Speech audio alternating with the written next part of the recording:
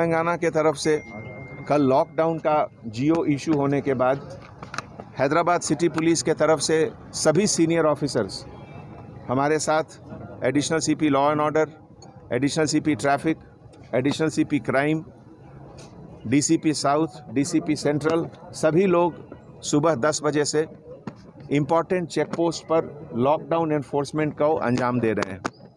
जैसा कि आप जानते हैं, बड़े शहरों के कंपैरिजन में, बॉम्बे, दिल्ली, बेंगलोर के कंपैरिजन में total number of positive cases Hyderabad में बहुत कम है, टोटल नंबर ऑफ डेथ भी हैदराबाद में बहुत कम है। लेकिन जो भी नंबर है, इसको और कम करने के लिए लॉकडाउन की ज़रूरत है।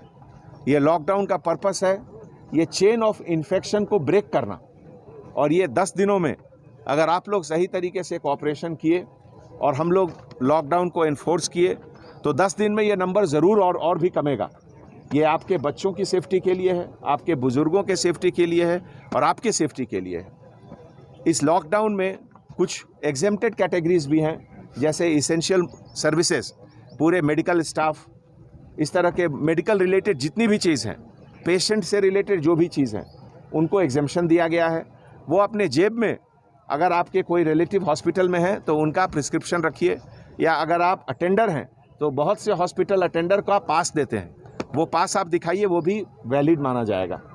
इसी तरीके से जो essential goods, movement of vegetable, food grains, बच्चों के लिए दूध, इस तरह का जो चीज़ है, वो सब इसेंशियल आइटम को एग्जेम्प्टेड है। कंस्ट्रक्शन आइटम, सीड्स, फर्टिलाइज़र्स, उसको भी एग्जेम्पशन है। तो अगर आपकी बड़ी गाड़ियाँ में ये सब आइटम आ रही हैं तो आप सेल्फ डिक्लेयर कर सकते हैं। अपने फ्रंट विंड स्क्रीन में बाईं तरफ A4 साइज़ का पेपर में आप लिख के उसमें मेंशन करें कि आप क्या कैरी कर रहे हैं, तो आपको अलग से पास की ज़रूरत नहीं है।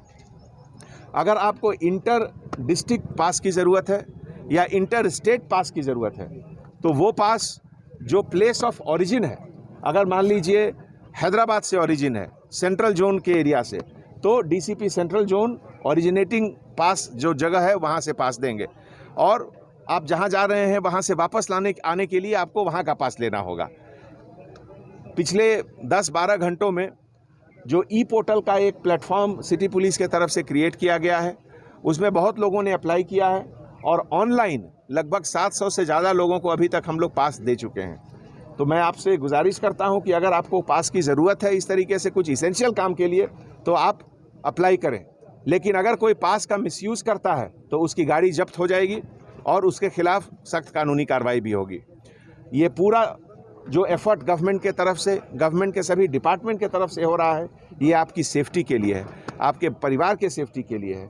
इसका आप इज्जत करें, इसको आप सही तरीके से इसको आप फॉलो करें, इससे आपकी और पूरे शहर की सेफ्टी इम्प्रूव होगी। Thank you. सर ये कंस्ट्रक्शन का आप जो कैरी कर सकते हो, फिर कंस्ट्रक्शन कर भी सकते, फिर लेबर सब।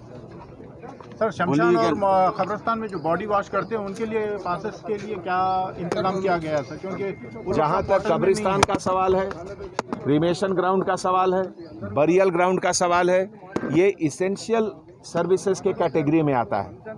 अगर किसी के घर में मौत होती है, किसी अस्पताल में मौत होती है, उसको किसी तरह का रिस्ट्रिक्शन नहीं है।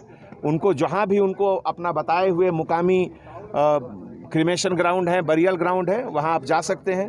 और अगर वो कोविड पेशेंट हैं तो कोविड पेशेंट के लिए गवर्नमेंट ऑफ इंडिया की तरफ से गाइडलाइंस है, उस गाइडलाइन को फॉलो करके आप लास्ट राइड कर सकते हैं। कंस्ट्रक्शन मैरिजेस फिक्स्ड हैं, उसके बारे में गवर्नमेंट की तरफ से जो सर्कुलर है, केवल 40 लोग की इजाज़त है, और जो बरियल शमशान घाट में, बरियल क्रीमेशन ग्राउंड में 20 की केवल इजाज़त है। उसको स्ट्रिक्टली फॉलो करें।